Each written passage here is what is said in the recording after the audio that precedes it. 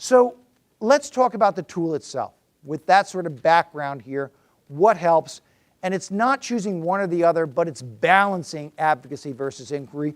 But we are working in a situation where I would argue there is clearly an imbalance, and we are so much more disposed towards advocacy.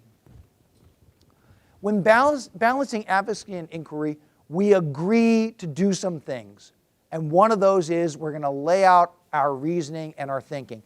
You're going to find this consistent. Those of you who have been in touch with the material that we're doing for team effectiveness, for mutual learning of Roger Schwarz, you're going to find this consistent with other folks who are talking about ways in which you can reason better. So a lot of these things fit with each other here, but this notion of laying out our thinking in such a way that we encourage, we invite others to poke holes in what we're saying.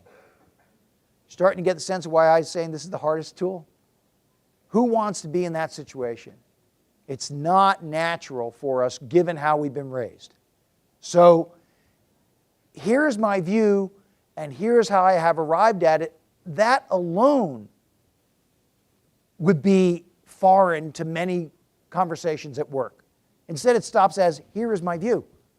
Let's go do it.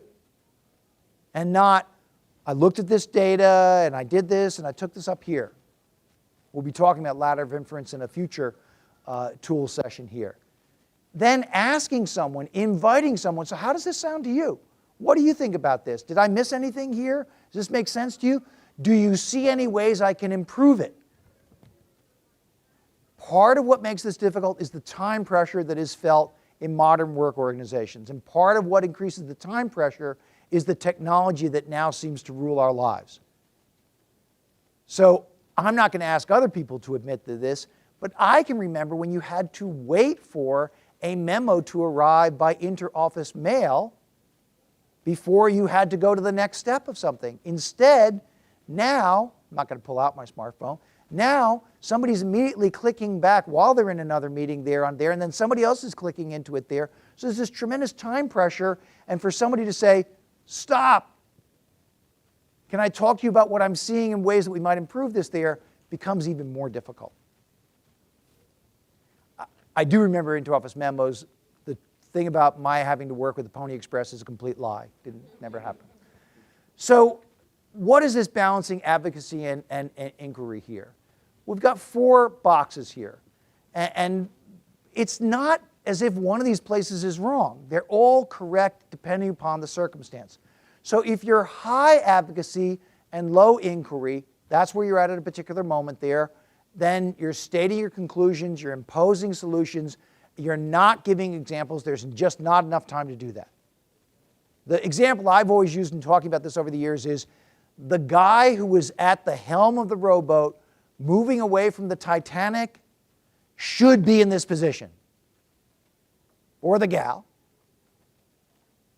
because there's a famous case of women leading the way there and saying, no, we're not going to argue about it anymore, we're not talking about it anymore, row.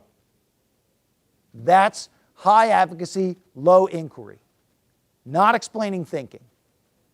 If you then move to someone who's low advocacy, low inquiry, what are the sorts of things that you're going to see from there? Somebody who just wants to observe.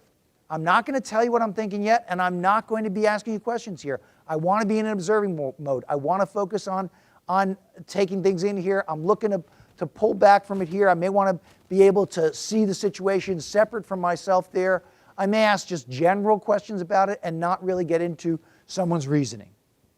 Again, there are times when this is the appropriate stance.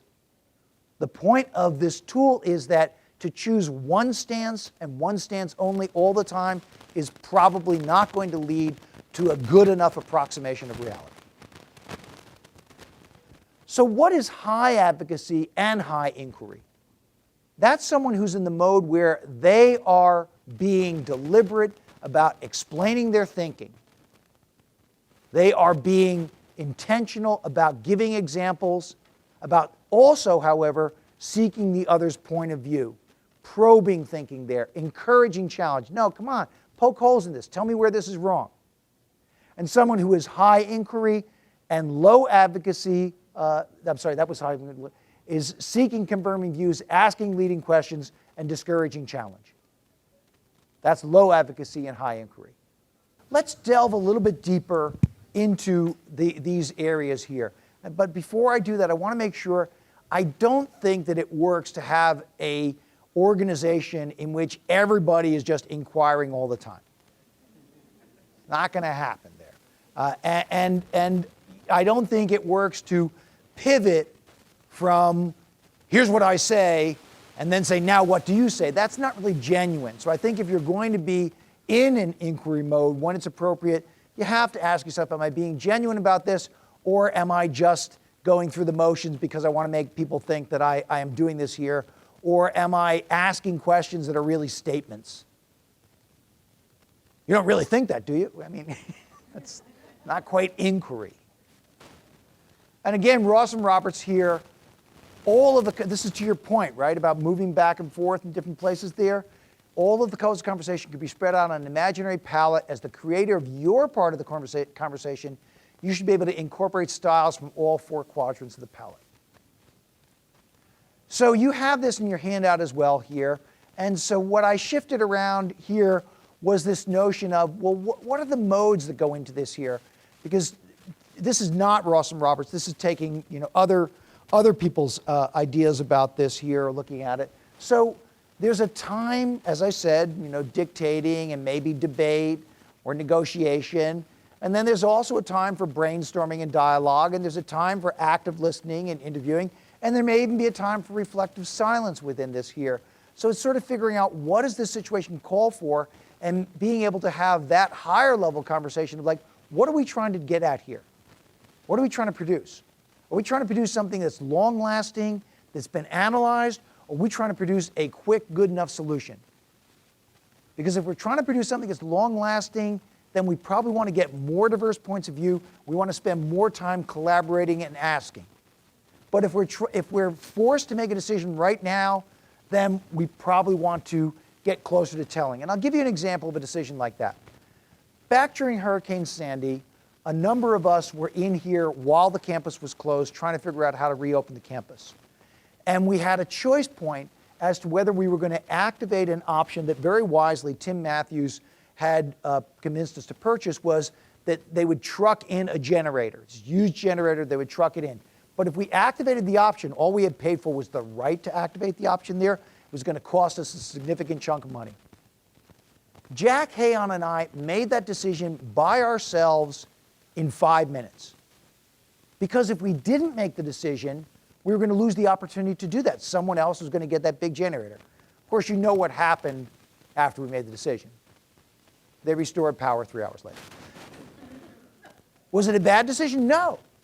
Based upon the good enough approximation reality had them, we were covered, and if the power had gone out again, which was happening in certain parts of New Jersey, as you will recall during Sandy there, we would have been covered. Meanwhile, we managed to deliver tests for the College Board that weekend, which was amazing. No other organization did anything similar to that in the educational field there. Everybody sort of just folded up there. So there are times when the circumstance says, no, we're going to be in that mode. It was two people's points of view, two people's views of reality, and that was going to create it. So I've gone through, are you telling, are you collaborating, are you asking, are you observing?